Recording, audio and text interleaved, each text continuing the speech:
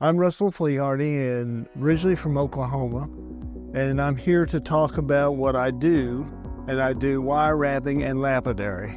I'm one of the few that I know of that does both. And I use stones locally from Arkansas, use stones from everywhere, but I do like to concentrate on Arkansas best. And the one thing I wanted to really concentrate on was wire. The wire is very important. It's what I use to wrap around the stones. Mountings are actually, the wire is to protect the stones, number one. It also holds the stones where it can be displayed. Very nice and attractive. We use raw stones, and I use a lot of stones from the Crater of Diamonds. I also use stones from around Hot Springs area, and I cut and polish those stones. And I take a stone that's rough and maybe this big, I cut it down into smaller slabs, little thin slices where I get it small enough to get a stone, say, like this. And that is a Crater of Diamonds agate, and it's called a freeform. My wire that I use is sterling silver and gold fill. Now, sterling silver comes in two different kinds. There's argentum, which is also sterling silver, and then there's sterling silver. Sterling silver is 82.5%. Argentum is the same way.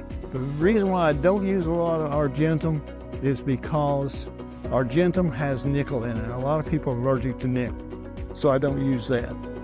But argentum does not tarnish. Sterling silver will tarnish. Sometimes I want to bring my mountings where it will pull out or accentuate the colors of the stone. Stones of all colors, sizes, shapes. They may be this big when I start, they may be that big when I start. But I do get it down to a workable size and get it polished. The tools I use, the three basic tools you have to have when you work this stuff is what they call a flush cutter. This is called just a needle nose pliers, and it helps me grab hold of the wire and bend it in a sharper turn. And I don't want to get it too sharp when I bend it because it will break. And then this one is a round nose pliers, and it's perfectly round, but it's tapered. And that's what I make the curlicues with, and the decorations on the side that just kind of accentuates the stone itself. Now, I have to have those stones, or have to have those tools. Now, the tool that I like to use, and these are called flat nose pliers. That's what I bend the wire with around the stone to keep it from coming out of the mounting. I will also use this one, and to hold the wire sometimes, and you have to have grip to be able to hold that wire. And I use a flat nose pair of pliers for that because it's wider and it puts more pressure more evenly on the wire, and it doesn't mar it as bad. All these tools you have to be careful with because they will mar the wire. Now, this is what I call a bail making tool. And when I say bail, that's the little thing, the clasp up here on top that holds, that the chain will go through to make it a pendant. My favorite piece is the pendant, and that's probably my favorite piece to do.